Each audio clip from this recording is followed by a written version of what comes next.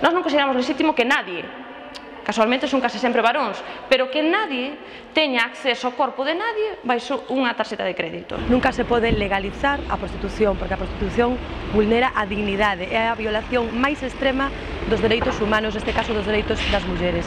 Acabar con todo isto entendemos que implica necesariamente como primeiro paso o recoñecemento da prostitución, do exercicio da prostitución como unha actividade laboral lexítima, darlles ás prostitutas o estatus de persoas traballadoras, reconocer polo tanto os dereitos que lles pertenecen e a partir de aí pensar que esta situación, que isto melloraría fondamente a vida de moitísimas persoas que se dedican á prostitución. Nos partimos da análise de que é necesario abrir un debate respecto da regulación da prostitución, centrado sobre todo na necesidade de darlle dereitos ás prostitutas. A prostitución non se elixe, a prostitución se sufre, a prostitución se padece, ou aquelas persoas que comparan a prostitución como unha forma de traballo, lle diría eso, si ese é o futuro que eles queren ou que elas queren para os seus fillos, non? E para as súas fillas principalmente, non? Porque máis do 95% das persoas que exercen a prostitución son mulleres, non? Normalmente se confunde a loita loable pola dignificación da muller que exerce a prostitución ou da persona que exerce a prostitución,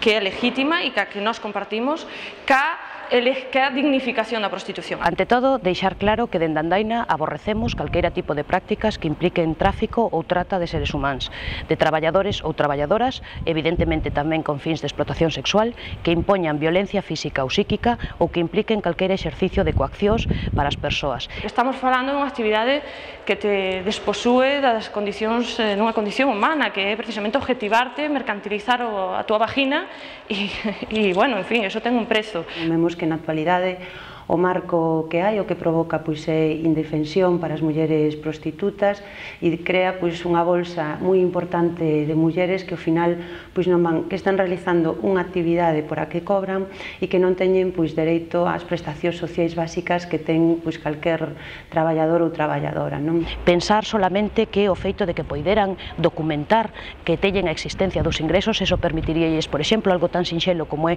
acceder a unha entidade bancaria a solicitar un crédito, permitiríalles cotizar debidamente na Seguridade Social, permitiríaselle algo tan simple como é poder comprar ou incluso alugar unha casa, en definitiva, organizar as súas vidas, sindicarse, cotizar, como digo, a Seguridade Social, é dicir, permitiríaselle toda unha serie de dereitos que ahora mesmo teñen vetados.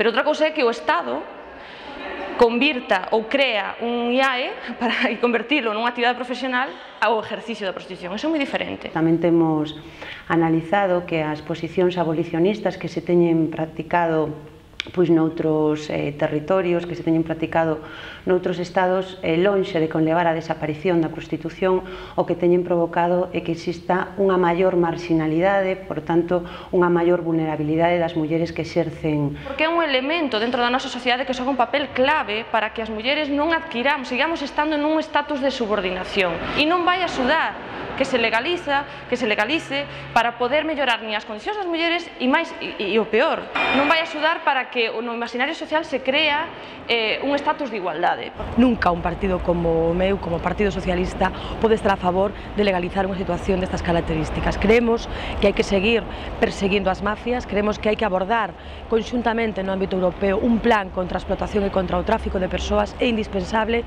Sin embargo, non é menos certo que a experiencia ten demostrado que a loita contra o tráfico dos seres humanos e contra a explotación sexual é máis eficaz, en realidade, cando se dá nun marco onde a prostitución voluntaria está legalizada. Parecenos que na actualidade tamén hai unha certa hipocresía por parte pois, de algúns partidos, e nomeadamente do Partido Socialista, que xa na pasada legislatura anunciaba unha posición abolicionista, pero tamén comprobamos como pasou esa legislatura e non se adoptou ningún tipo de medida nese sentido. Para min os dereitos da muller é otorgarlle alternativas. Para min o Estado é responsable e ten que dar garantías de igualdade de oportunidades. Entón, o que ten que crear son medidas que protexan a muller e que sancionen ao cliente. Pero o que si é certo, ou non é menos certo, é que as condicións nas que se exerce a prostitución están fondamente contaminadas esencialmente por dous feitos. Primeiro, un clarísimo estigma social sobre as persoas que exercen a prostitución e segundo, unha grave falta de regularización ou regulación dos seus dereitos.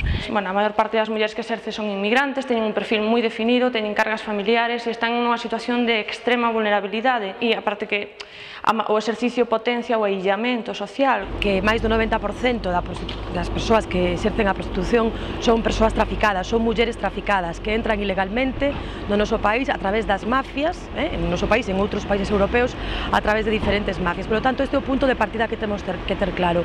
Nos creemos que hai que loitar contra as mafias, que hai que loitar contra o tráfico de mulleres e contra a súa explotación, non? Creemos que é unha liña fundamental de actuación e a nosa alternativa nese campo, non? E as demandas que temos trasladados no ámbito das institucións nas que traballamos e na sociedade foi sempre a de reclamar maiores medios para loitar contra o tráfico de mulleres.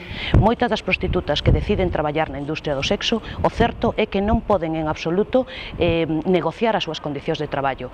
Os empresarios impoñen as súas condicións sin que exista realmente ningunha lei laboral que ampare os dereitos das traballadoras. No caso da rúa, moitas veces poden ser víctimas ou sufrir abusos por parte de veciños, por parte da policía. Isto é unha cuestión de supervivencia, non é unha cuestión de quero ejercer a prostitución, é que non me queda outra. A idea interesada e absolutamente extendida de que a maior parte das persoas que exercen a prostitución o fan dunha maneira forzada. Este dato, o certo, é que é absolutamente falso e non soporta o máis mínimo rigor crítico na súa comprobación. Que si é un diñeiro rápido, pero moi difícil e moi duro de conseguir e someténdose a moitos riscos, non olvidemos os riscos aos que teñen que sufrir no exercicio da prostitución. Unha vez que solventan isto, non queren saber nada. Efectivamente, o peor que se pode facer é estar nesta situación de especie de lagoa onde todo se permite e efectivamente dentro da prostitución as persoas máis perxudicadas son efectivamente as persoas que o exercen.